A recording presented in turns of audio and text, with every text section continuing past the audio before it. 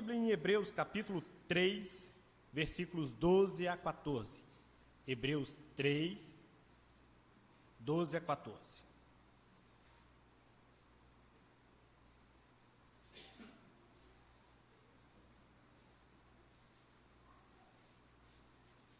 Hebreus capítulo 3, versículos 12 a 14.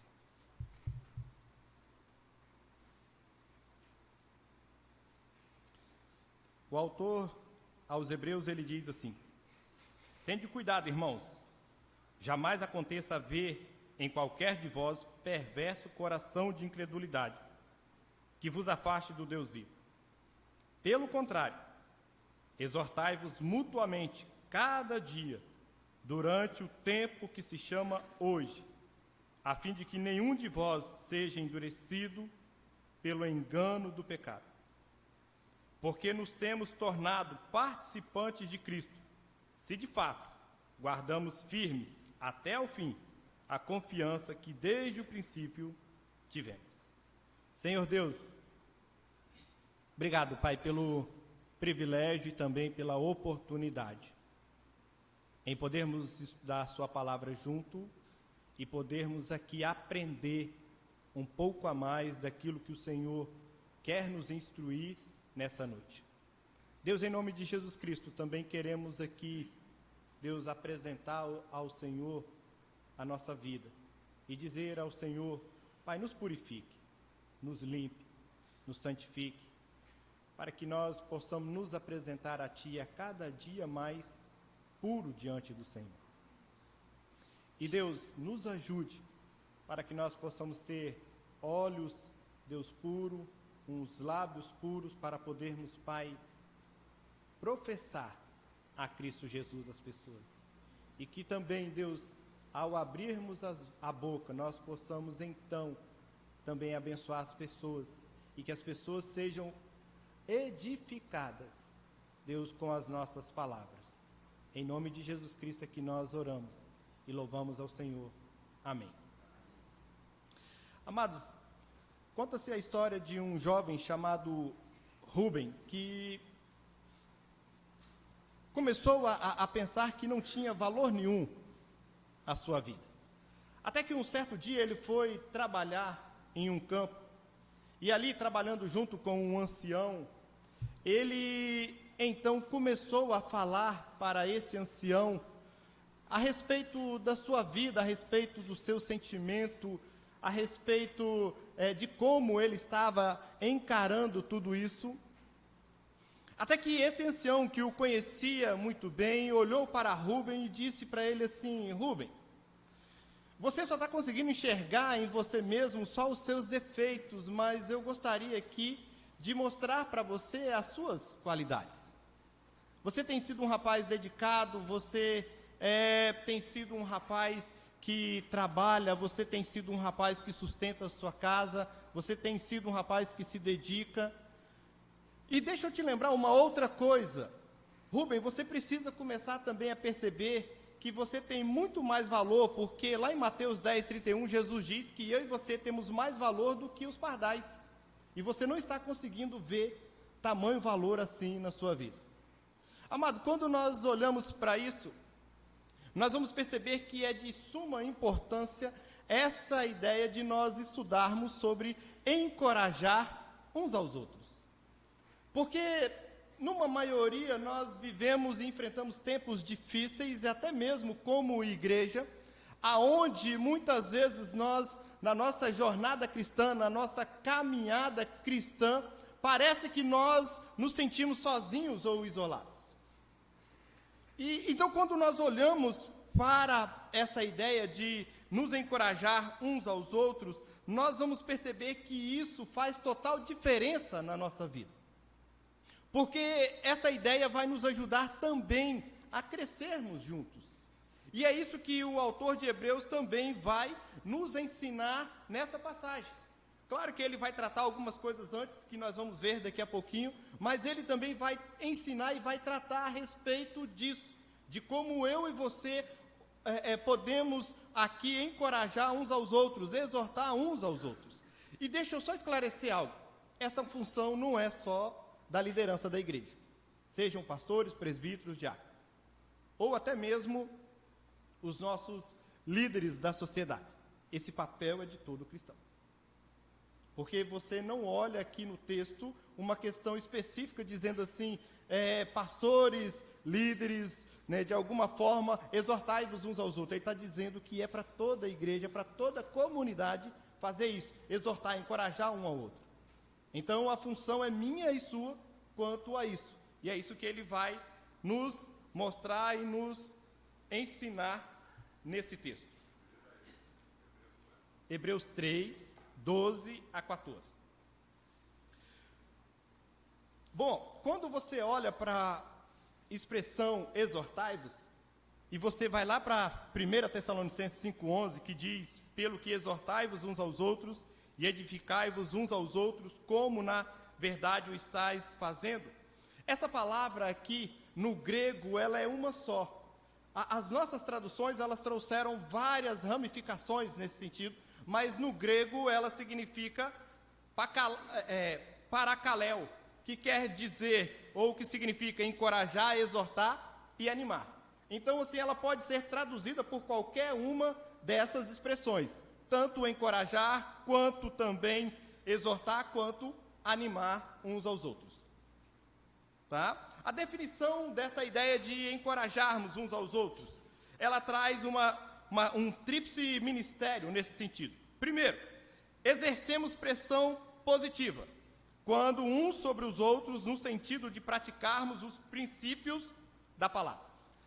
Essa pressão aqui é uma pressão onde eu e você levamos aquele irmão ou aquela irmã que está passando por alguma luta ou alguma dificuldade, mas essa pressão aqui é uma pressão aonde você vai ajudar e vai encorajar a pessoa. E não é uma pressão para fazer ela ficar com medo ou qualquer coisa nesse sentido. Mas pelo contrário, é como se você falasse assim, olha, vem aqui ao meu lado, eu vou te ajudar nessa caminhada.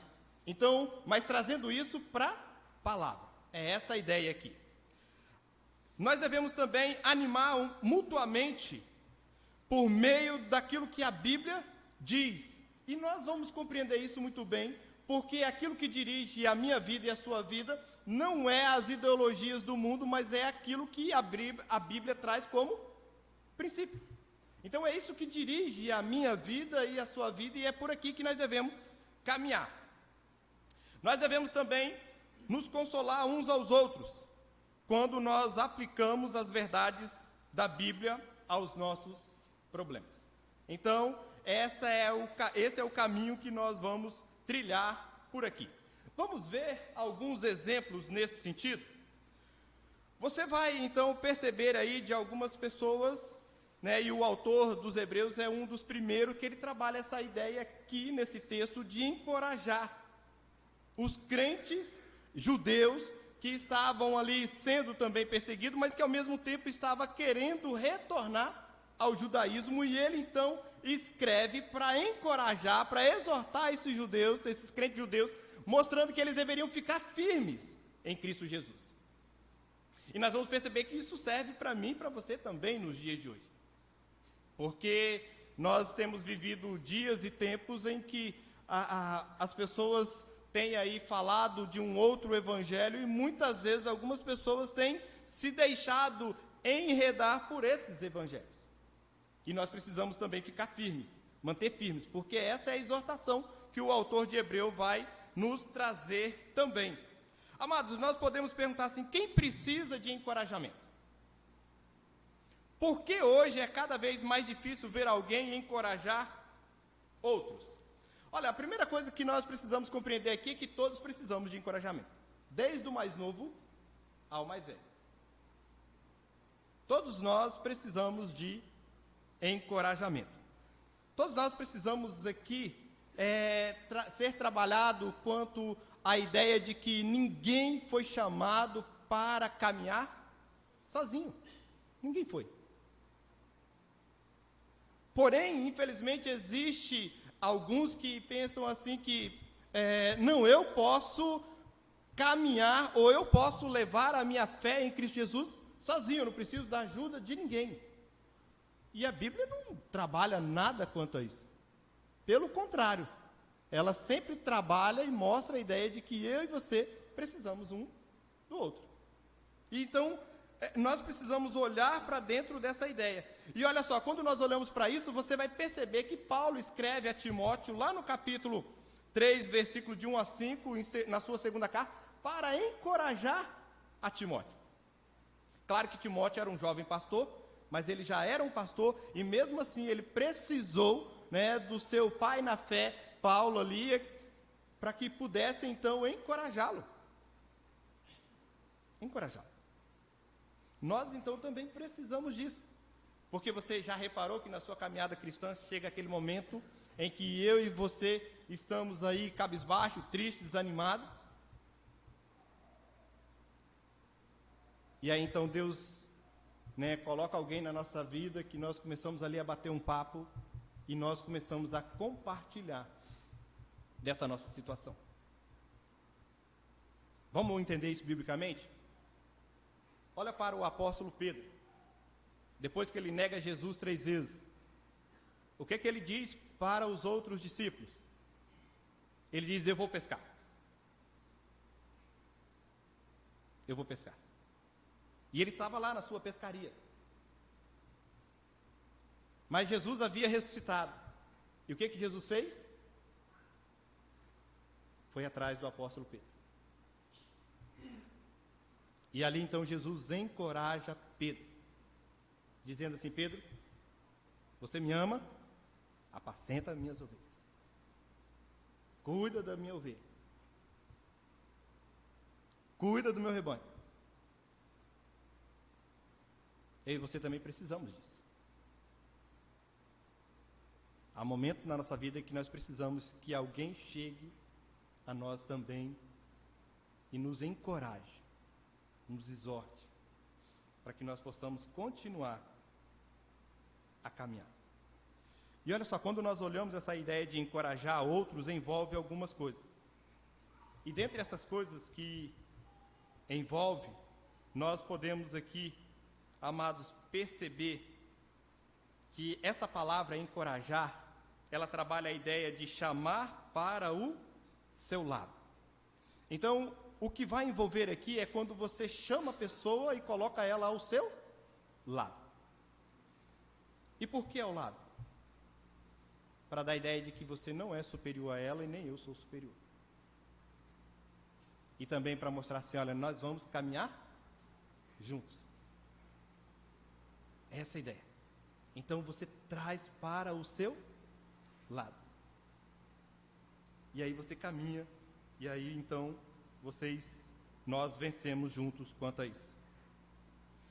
Porque quando nós servimos os irmãos lado a lado, nós vamos ter muito mais oportunidade de dizer algo positivo.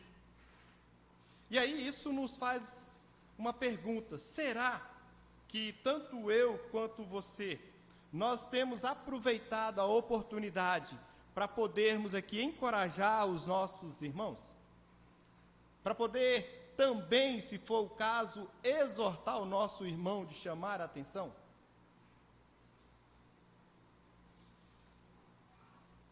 Mas, em meio a tudo isso, eu quero te dizer que nós temos um adversário. E o diabo, ele quer que tanto eu quanto você não venhamos a exercitar também esse mandamento, de encorajar. Porque a ideia e o desejo dele é que eu e você sejamos crentes desanimados. E quando nós somos crentes desanimados, nós podemos ver e perceber que nós somos presas fáceis. Além de tudo, nós também vamos notar uma outra coisa, que geralmente nós não temos vontade de fazer nada.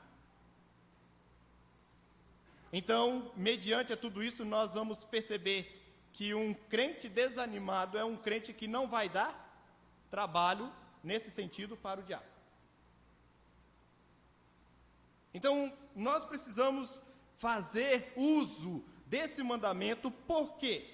Porque esse mandamento também é um meio de que eu e você possamos estar desafiados a cada dia a não só cumprir esse mandamento, como também ganhar outros para Jesus. para que nós não sejamos dominados pelo desânimo, ou pelo nosso adversário, nesse caso aqui, Satanás.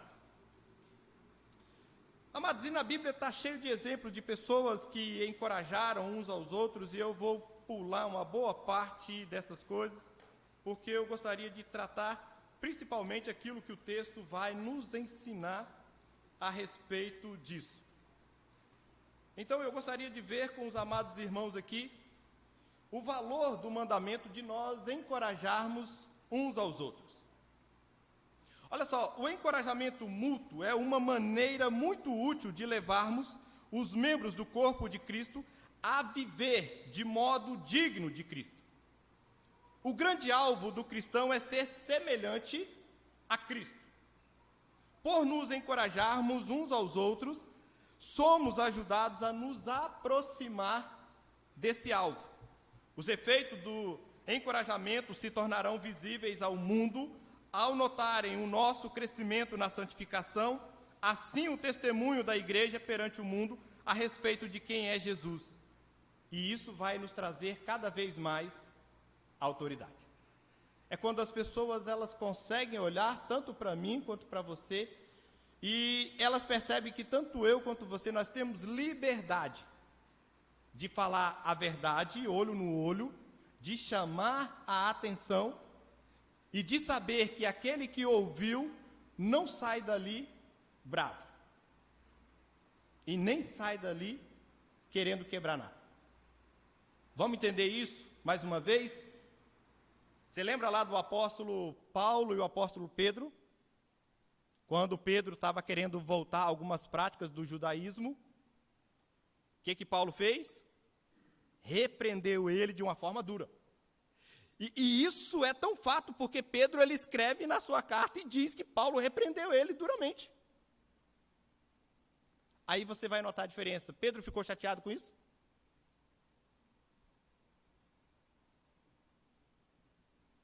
Mas você já parou para perceber que nós, na maioria, nós temos dificuldade com isso, de quando alguém nos chama a atenção? Quer ver? Se o conselho te chamar para conversar, as pernas quase caem. E de repente ele está te chamando para conversar, não é nem para tratar nada de disciplina, nem para te dar pito, nada disso. Mas é para bater um papo e de repente, fazer um desafio a você com alguma coisa. Mas você já viu como é que você fica? E se demorar muito, a sua cabeça ela faz um rodízio de você pensar assim, o que eu fiz, aonde eu errei, o que eu falei e tudo mais.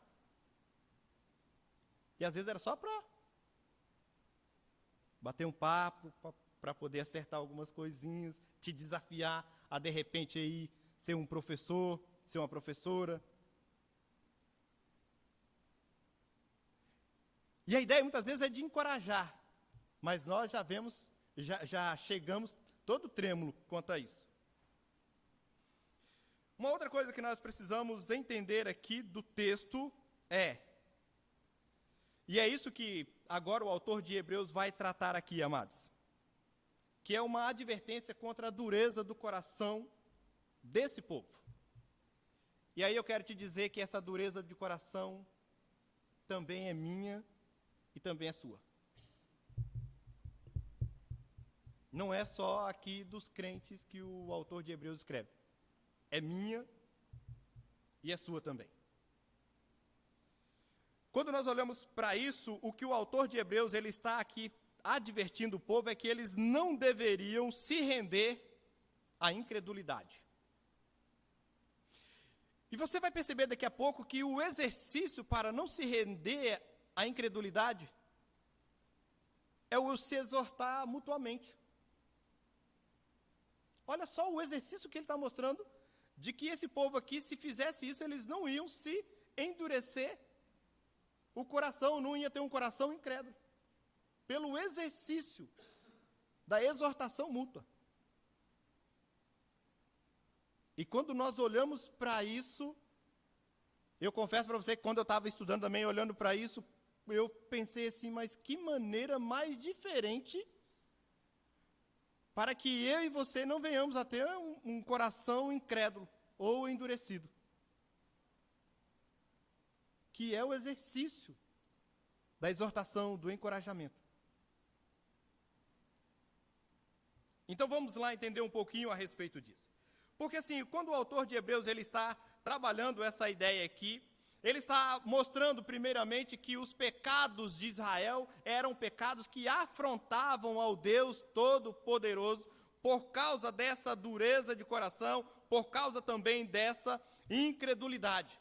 É como se, o autor aqui, é como se ele estivesse dizendo assim, olha, você que já experimentou a Deus, você que já viveu com Deus, você que já caminhou com Deus, como se fosse nos dias de hoje, se você que já foi batizado, você que já participou da ceia, e de repente, então, você olha para tudo isso, e agora você tem um coração incrédulo e um coração endurecido, dizendo assim, eu abandono tudo isso, eu não quero mais nada disso.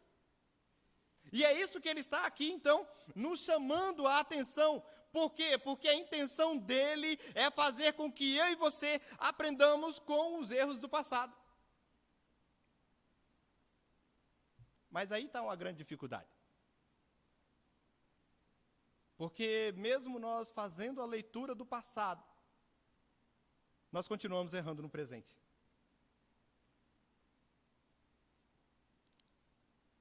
E aí nós vamos perceber como é que Deus é paciente, não só com esse povo, mas também comigo e com você nesse sentido.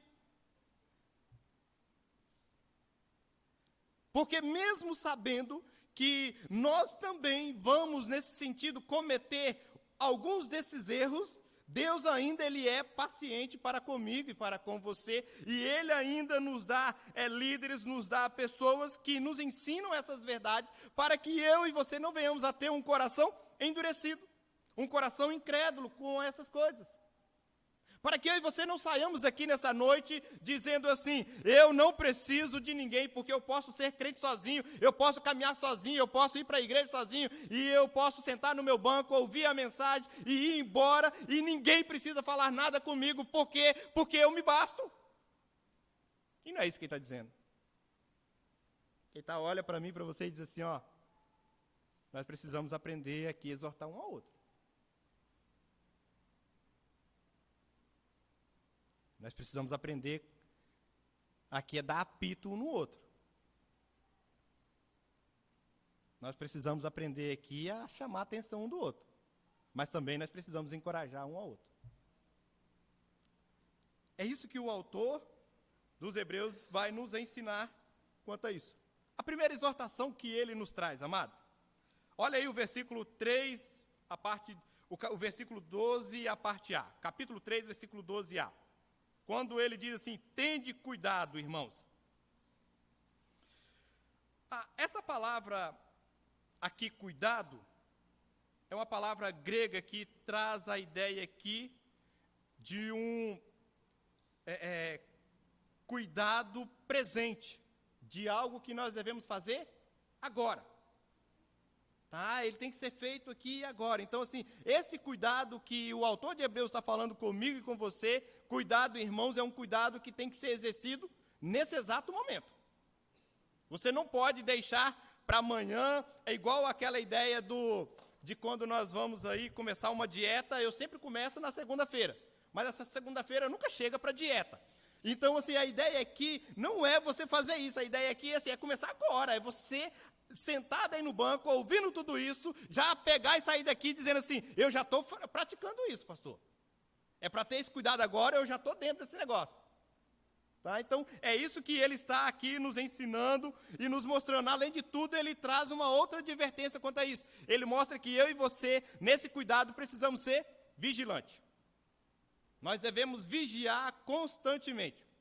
E aí é interessante porque Jesus, ele lá em Mateus 26, 41, ele trabalha a primeira ideia de vigiar e depois orar. Ele não disse que era para eu e você orarmos primeiro e depois vigiar, mas ele disse que primeiro vigiar e depois orar. A ideia aqui é de ficar atento a todo instante. A todo instante. Não perca de vista tudo isso. Sabe por quê? Porque ele vai mostrar que a incredulidade ela é um laço, ela é uma armadilha que como rede ela vai nos apanhar, nos arrebanhar e vai nos tornar prisioneiros. Então, para que eu e você não venhamos a chegar a ter um coração assim, ele diz que nós precisamos fazer a prática do uso da exortação de uns aos outros, do encorajamento de uns aos outros, e nós não podemos perder de vista o que o autor de Hebreus está dando como antídoto para mim e para você nesse texto. Fique atento quanto a tudo isso. Na palavra de Augusto Nicodemos sobre incredulidade, ele diz que é a recusa obstinada de crer em Deus e nas suas promessas. É a recusa obstinada de crer em Deus e nas suas promessas. É a recusa, se é de crer em Deus, é de crer na própria palavra de Deus. E se é de crer na própria palavra de Deus, eu e você não podemos sair daqui dizendo assim, eu não preciso de encorajar ninguém, e ninguém precisa me encorajar. Porque é uma recusa ao próprio Deus, e isso é incredulidade. Olha só, o caminho que o autor de Hebreus ele vai nos cercando mediante a tudo isso. Donald, ele faz a seguinte afirmação a respeito desse texto e de Israel. Assim como os israelitas se tornaram presa da descrença, também seus sucessores, os cristãos, devem ter cuidado para não cair na mesma armadilha. Ele traz um alerta para que eu e você não venhamos a cair na mesma armadilha. Você está percebendo que é interessante quando você estuda a respeito, né, do passado, quando nós começamos a olhar e nós vamos perceber que o homem não mudou de lá para cá? Ele continua cometendo os mesmos erros nesse sentido? E mesmo assim, nós ainda temos dificuldades de aprender com esses erros. Temos dificuldade de aprender com essas coisas.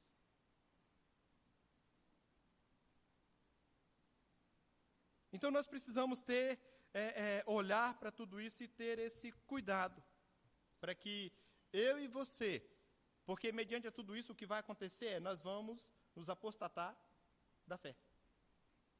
Se nós não dermos ouvido àquilo que a palavra está nos exortando essa noite, aquilo que a palavra está nos encorajando nessa noite.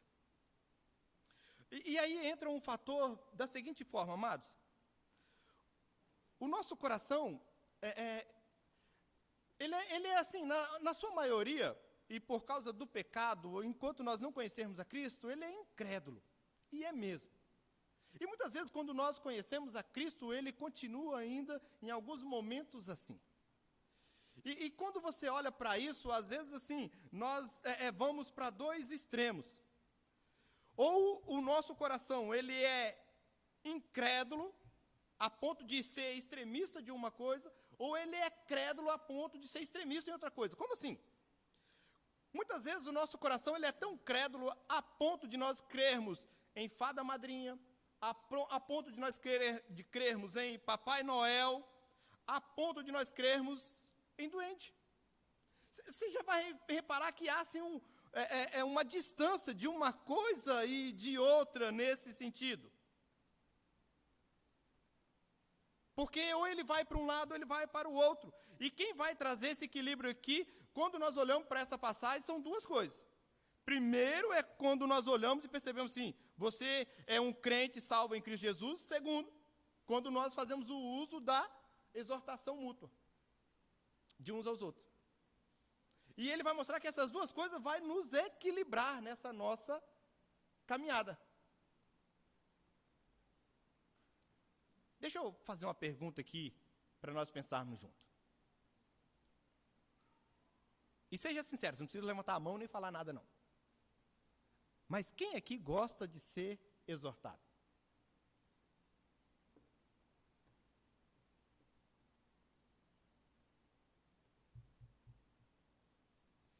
Vamos lá agora mudar a pergunta.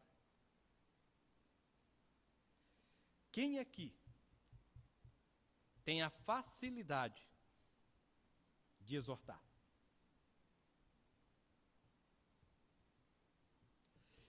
E vamos entender uma outra coisa aqui dentro do texto. E que nós temos falado por causa desses mandamentos. A Bíblia diz que eu e você fazemos parte da família da fé. A Bíblia diz que nós somos da mesma família nesse sentido. E aí nós entendemos uma outra coisa. Qual é a família que não tem confusão, problema, dificuldade? Qual é a família? Se a sua não tem isso, me ensina a receita aí, fazendo favor. Tá? Porque se eu preciso aprender essa receita. Porque assim, a primeira coisa que nós vamos entender é que todos nós viemos, né, de famílias pecadoras. Mas nós precisamos, amado, nesse sentido, além de cumprir aquilo que a palavra diz, termos também, amados, tanto a facilidade para exortar, quanto a facilidade para receber a exortação. Eu ouvi um caso recentemente, olha só, das nossas igrejas, aonde o pastor chamou a atenção de um filho de um irmão, num retiro. E aí, esse irmão, infelizmente, imaturo, saiu da igreja, com toda a sua família.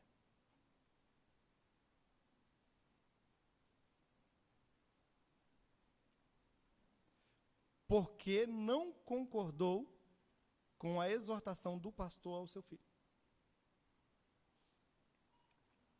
Sabe o que está fazendo hoje? Desigrejado.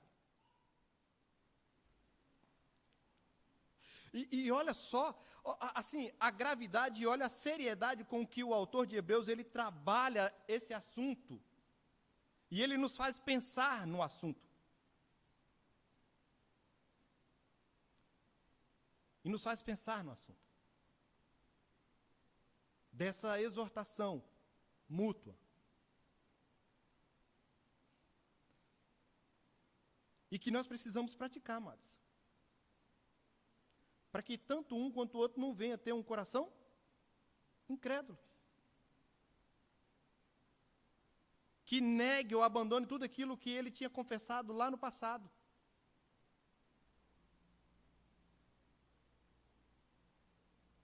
Para que não aconteça isso.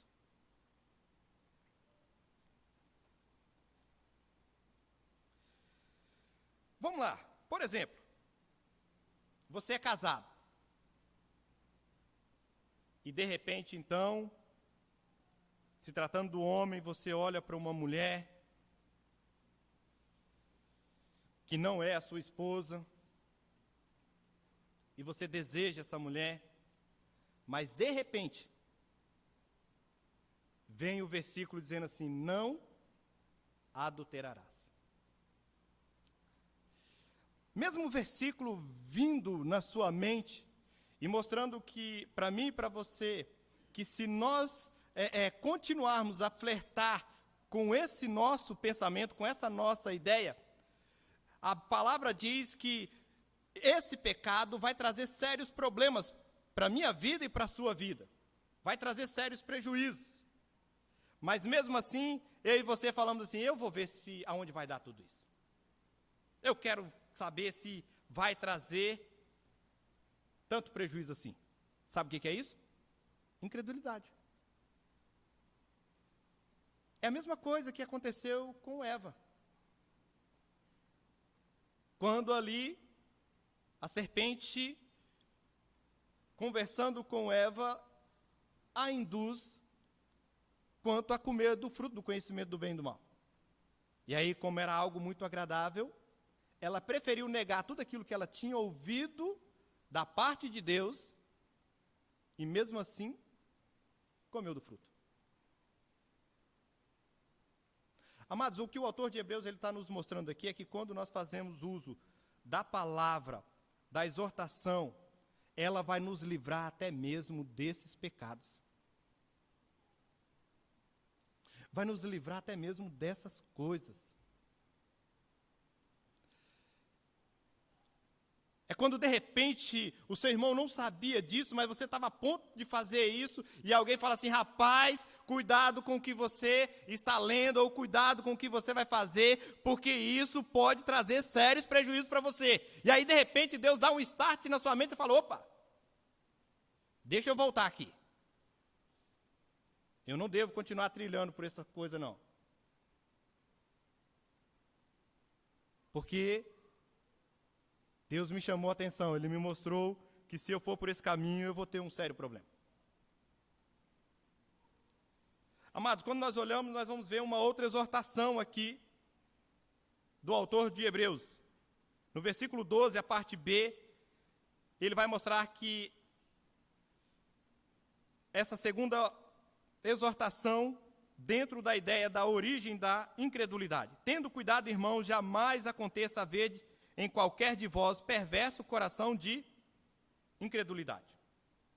Essa ideia de perverso coração também pode ser traduzido como coração maligno. E a Bíblia, amados, diz que o meu coração e o seu coração, ele é enganoso.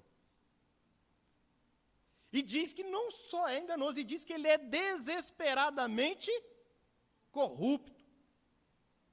Você imaginou? Não é só enganoso, ele é desesperadamente corrupto. É por isso que muitas vezes nós acabamos flertando com o pecado. Mas no mesmo texto ele vai mostrar que o interessante é que o Espírito Santo, ele sonda e ele também perscruta o meu e o seu coração. Ele conhece o mais íntimo do meu e do seu ser. Nós precisamos aprender a orar aquilo que Davi falou lá no Salmo 139. Quando ele ali diz para Deus, vê se há em mim algum caminho mau e guie-me pelos caminhos eternos. Senhor, a tua palavra diz que o meu coração é maldoso, é maligno, é perverso. Me ajuda então, para que eu possa viver uma vida de agradar ao Senhor.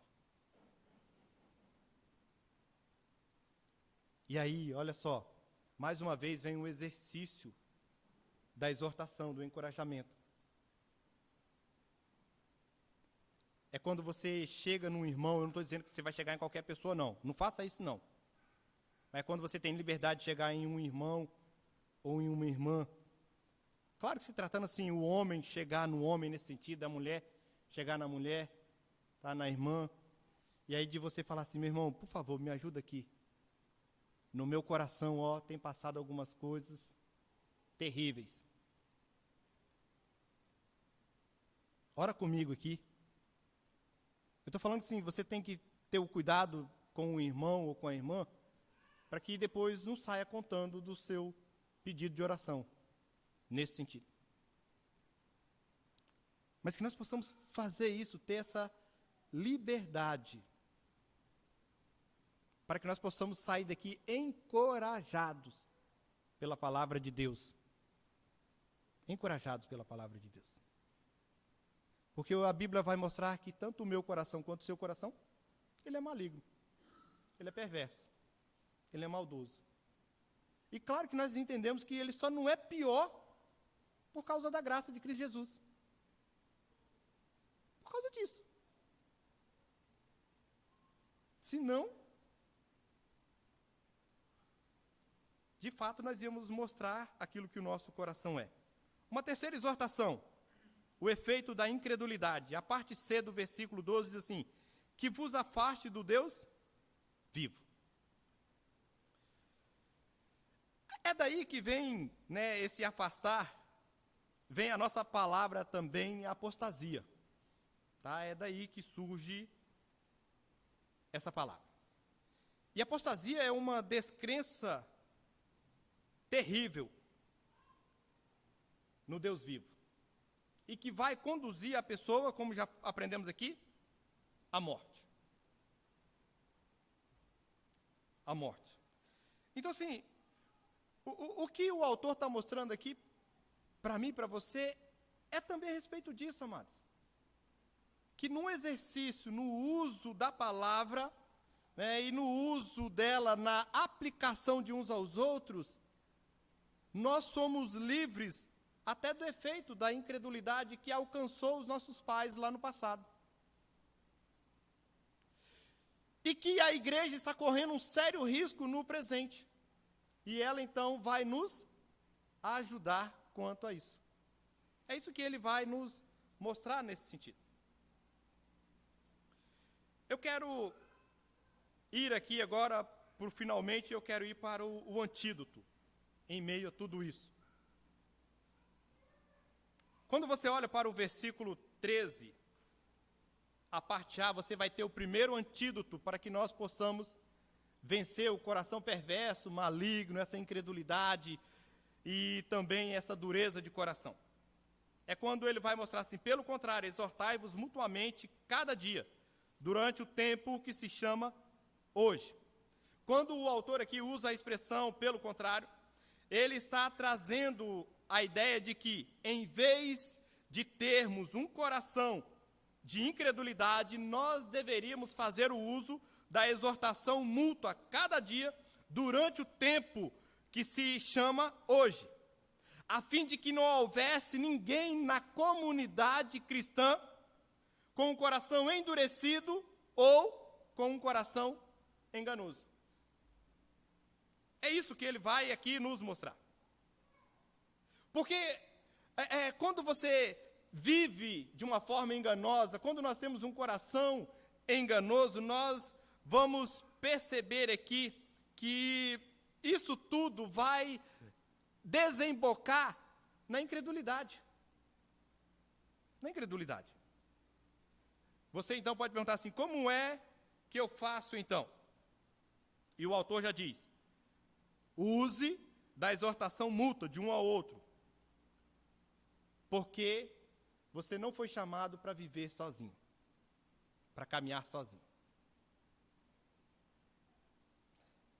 Essa ideia do crente dizer que, eu não gosto de ir na casa do outro crente, ou não gosto de visitar o crente, ou não gosto de chamar o crente para minha casa, fica complicado.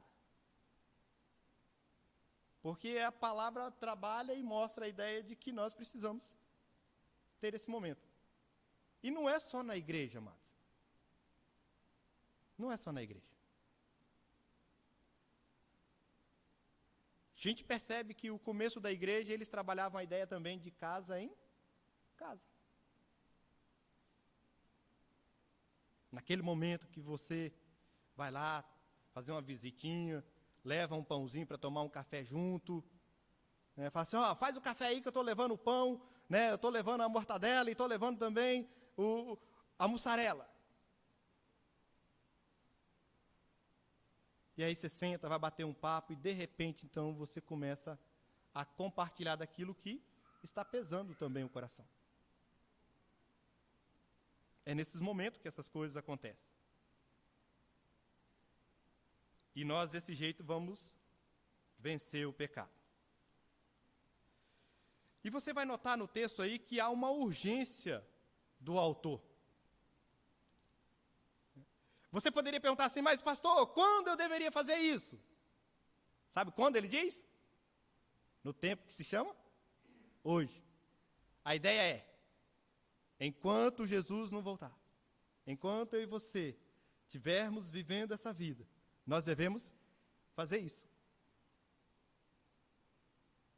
Então, se Jesus voltar amanhã, hoje eu e você precisamos fazer isso. Mas se Jesus não voltar amanhã, nós precisamos fazer isso também amanhã. E ele mostra que é urgente, ele diz que o tempo, o dia é hoje. Ele vai usar ainda uma expressão: a cada dia. Então ele vai mostrar assim: é hoje, é agora. Não pode deixar para amanhã. A sua dieta você até pode, mas isso aqui não pode. Tá? Isso aqui nós não podemos deixar para o outro dia. O segundo antídoto que ele nos ensina aqui, a respeito da nossa união com Cristo. Porque nos temos tornado participante de Cristo. Olha só, amados, e ele está mostrando aqui que em Cristo nós somos mais que vencedores, nós fomos crucificados, nós ressuscitamos em Cristo, nós aguardamos aí, junto com a natureza, todo momento em que Cristo há de voltar e levar o seu povo e restaurar essa natureza, essa terra. Então ele vai mostrar assim, olha, nós precisamos fazer isso porque nós já fomos unidos em Cristo Jesus. Um terceiro antídoto, a perseverança na fé. Se de fato guardarmos firme até ao fim a confiança que desde o princípio tivemos. Olha só, ele vai nos ensinar aqui que precisa existir por minha parte e a sua parte perseverança. E ele então nos dá esse mandamento de uns aos outros para que isso possa nos servir, nos ajudar a perseverarmos juntos. Porque é muito mais fácil nós perseverarmos junto do que sozinho. Olha para quando Jesus mandou a comissão ali para poder evangelizar de 2 em 2. Porque a ideia é que se um também desanimasse, o outro ali iria ajudar, falar assim, ó, o serviço não acabou não, rapaz, vamos lá, vamos perseverar aqui nesse negócio, vamos ir até o fim. A mesma ideia aqui também. Tá?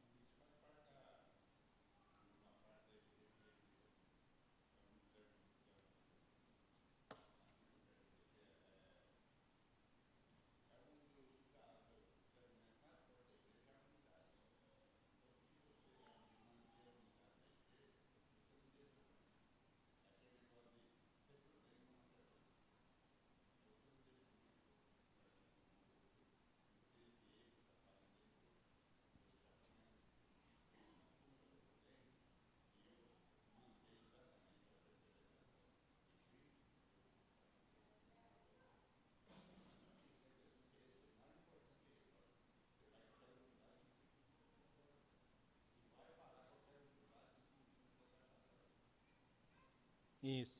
Vamos lá encerrar então o assunto, como nós podemos aplicar isso à minha pessoa e à sua pessoa.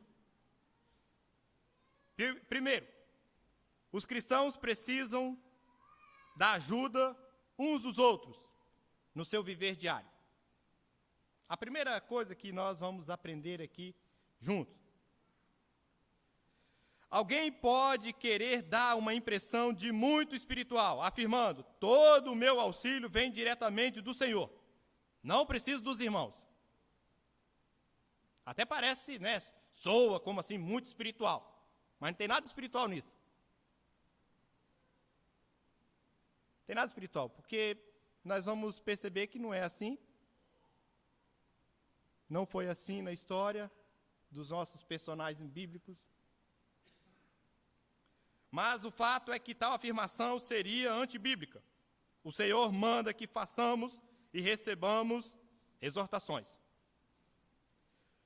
A exortação, segundo a ideia, se baseia não num currículo pré-estabelecido, e sim na necessidade da pessoa em dado momento, aonde ela possa aqui ter a consciência e a convicção de que ela precisa ser, nesse sentido aqui, pressionado por um irmão ou por uma irmã, no sentido de animar, de consolar e de encorajar. É quando alguém se coloca ao lado ali e faz aquela pressão assim, vamos lá, vamos junto, né? Está faltando só mais um pouquinho, nós vamos vencer. E aí a pessoa, ela pega e continua. Terceiro e último, para poder encorajar direito o seu irmão, o cristão terá de se envolver ativamente na vida desse irmão. Eu quero fechar isso quando eu leio lá Neemias. No capítulo 1, versículo 2. Depois que os seus irmãos, seu irmão e mais alguns chegam, trazendo notícia de como estava Jerusalém, os muros e também os seus compatriotas. E o texto lá diz que Neemias lhes perguntou como é que eles estavam. E o ato de Neemias perguntar como eles estavam é porque Neemias estava interessado na vida desses irmãos. Neemias queria se envolver com a dor desses irmãos. E você vai notar que Neemias ele faz algo mais, ele encoraja depois os seus irmãos. Amado, quando nós temos coragem de fazer perguntas às pessoas, não aquela pergunta de simplesmente, como se fosse uma praxe nossa, dizer assim, como você está? Tudo bem? E aí, assim, você sempre espera ouvir da pessoa que eu estou, sim, muito bem. Às vezes aí, deixa eu até brincar aqui um pouquinho, se você fosse, de repente, aí de um outro lugar, você ia dizer assim, eu só estou na bênção, pastor, só ando na vitória, tá? Não, e às vezes assim, nós precisamos ter uma noção e olhar para a questão da seguinte forma, amados. Geralmente, quando nós perguntamos, nós temos uma dificuldade, porque se a pessoa, ela começa a falar da sua luta, do seu problema, às vezes eu e você ouvimos isso, falamos assim, olha, espera aí, Alessandro, eu preciso sair, que eu tenho uma coisa para fazer. Quando você perdeu a oportunidade de encorajar o seu irmão, a sua irmã. Sabe por quê? Quando você olha para Neemias, olha só, o versículo 11 do capítulo 1 diz, lá no finzinho, que Neemias ele era copeiro do rei. O que me chama a atenção é que se você olhar para isso, se Neemias ele não tivesse feito as perguntas ali a respeito dos seus compatriotas, Neemias ia morrer sem eu e você conhecermos a história dele. Porque como copeiro do rei, o que ele iria acrescentar para a minha vida e para a sua vida nesse sentido? Mas quando ele perguntou, amados, quando ele se envolveu, quando ele foi lá, exortou e encorajou aqueles irmãos, Deus mudou a história de Neemias e Deus preservou um livro que tem o nome dele, que tem 13 capítulos, 12 orações e que ele terminou as construções do muro em 52 dias. Porque ele teve coragem de perguntar e de se envolver com esses irmãos, de encorajar com esses irmãos, de exortar esses irmãos. Se nós começarmos também, amados, não só a perguntar, mas a se envolver mais uns com os outros, você vai perceber que Deus vai mudar a nossa história de vida. Talvez hoje nós estamos felizes em ser o que nós já somos. Mas se nós tivermos coragem de perguntar, nós podemos ser muito mais para o Senhor. Para o Senhor. Nós poderíamos sair daqui, praticando isso. Porque a palavra nos exorta e diz que é urgente e diz que é hoje. Agora. Amém? Vamos orar? Deus eterno, muito obrigado pela tua palavra. Obrigado, Deus, porque ela nos exorta e ao mesmo tempo também nos encoraja e nos anima. Quando ela diz que nós precisamos, Deus, chamar o nosso irmão ao lado. Não só para poder, Deus, exortar ele ou encorajar ele, animar ele, mas também para poder caminhar com ele. E Deus, em nome de Jesus Cristo, nos ajude e nos dê graça, para que nós possamos, Pai, praticar também esse mandamento. Deus, em nome de Jesus Cristo, que todos nós possamos sair daqui com essa mesma urgência do autor de Hebreus, com respeito ao tempo, e ele diz que é hoje, é agora, não é amanhã e nem depois. E que o Senhor nos dê graça e nos ajude a vivenciar, a cumprir esse desafio da tua palavra, de nos exortarmos uns